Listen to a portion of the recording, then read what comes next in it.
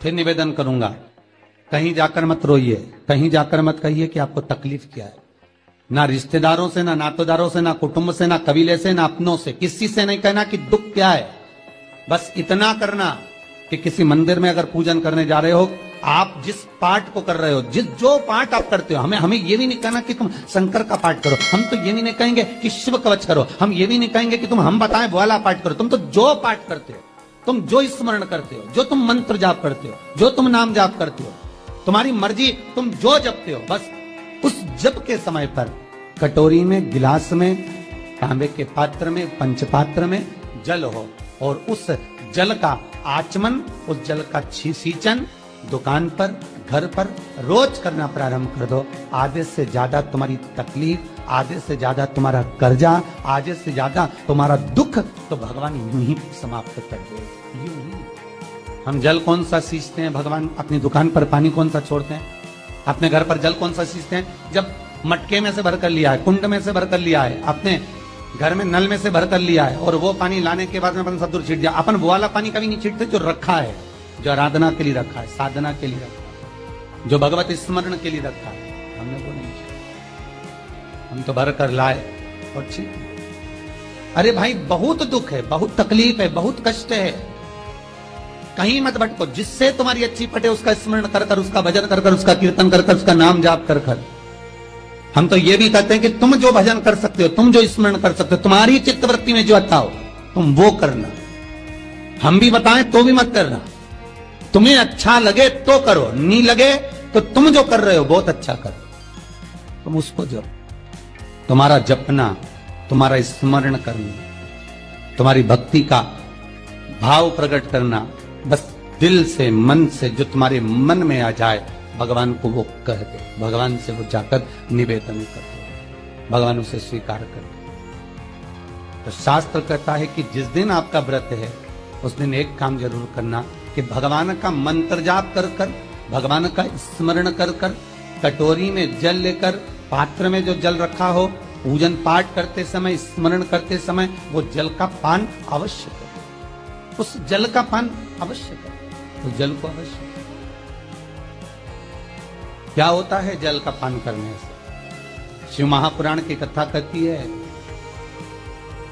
चाहे आप हनुमान चालीसा पढ़ें, चाहे आप राम रक्षा स्तोत्र पढ़ें, चाहे आप देवी कवच करें, चाहे आपकी मर्जी पड़े, जो पाठ पूजन करें, बस एक निवेदन है, पूजन पाठ करते समय एक कटोरी में, तांबे के कलश में, एक गिलास में जल अपने नजदीक में जरूर रखें। क्या होगा उससे? आप जितना पाठ करेंगे, आप जितना पूजन कर रहे हैं, आप जितनी आराधना कर रहे हैं, आप जितनी साधना कर रहे हैं, आप जितना तप कर रहे हैं, आप जितना हनुमान चालीसा, दुर्गा चालीसा, राम रक्षा स्तोत्र, यमुना अष्टक, गोवर्धन चालीसा, जो भी आप जप रहे हैं, जो भी आप सर्वोत्तम जी का पाठ करें, आप जिस भी पाठ को कर रहे हैं, उस पाठ को करते समय अगर जल तुम्हारे पास में रखा हुआ है तो तुमने जब पाठ किया तो उसका जो तात्विक अंश है वो जल के अंदर जाएगा, और वो जल जब हम ग्रहण करेंगे तो हमारा जीवन आनंदित हो जाए। पहले के संतों को उठाकर देखिए, पहले के साधुओं को उठाकर, पहले के तपस्वियों को उठाकर देखिए। साधु सन्यासी तपस्वी जहां पर तप करते थे उनके पास में कमंडल में जल रखा रहता, उनके कमंडल में जल होता था। उन्होंने कमंडल में से जल लिया, श्राप दे दिया, उन्होंने कमंडल में से जल लिया, आशीर्वाद दे दिया। तो कई शास्त्र, कई विद्वान कहते हैं कि उस सन्यासी का तप बल इतना प्रबल था कि उसके मुख से जो निकलता था वो हो जाता था। ध्यान देना, सन्यासी के तप बल से भी प्रबल था उसके कमंडल का जल, जिसको वो पठन करता था, तप करता था, साधना करता था, भजन करता था, कीर्तन करता था, तो जो जल उसके पास में रखा रहता था उसमें इतना पावर आ जाता था कि बस उसको छोड़ते ही वो श्राप लग जाता। किसी मंदिर में जाए, किसी देवालय में जाए, किसी तीर्थ में जाए, उस मंदिर का जल, तीर्थ, उस मंदिर का कुंड का आनंद भाव लिया जाए। भाई, भारत की भूमि पर जितने मंदिर हैं, भारत की भूमि पर जितने तीर्थ हैं, सारी नदियां, कुंड, तालाब, छोटे छोटे सरोवर, बावड़ियां, ये सब मंदिर के पास में ही क्यों बनवाए गए?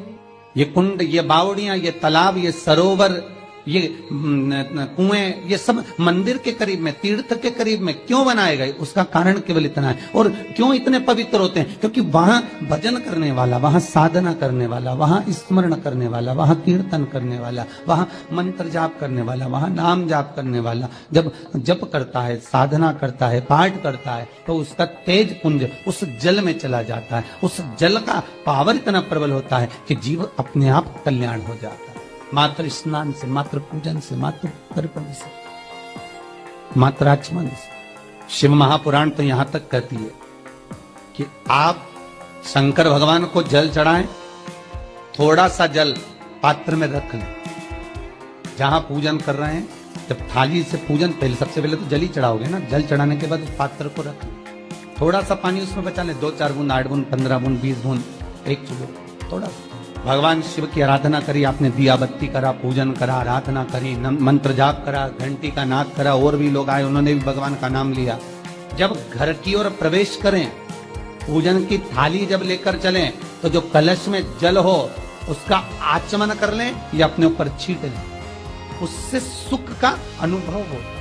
स्कंद पुराण कहती है मनुष्य के जीवन के दुख को समाप्त करने में जल की परिभाषा प्रबल है। पहले के जमाने में बच्चों को डराते थे तो कहते थे बा हुआ है। आज के जमाने में सासों को डराना हो तो कहते बहू आई, अभी तो गई थी, कहां से आ गई, मायके गई थी, वापिस आ गई। लोगों को बहू से भय होने लगा। और मेरा निवेदन है, बहू से भय नहीं होना चाहिए, बहू से प्रेम होना चाहिए। वो अपना घर परिवार सब छोड़कर आपके लिए आई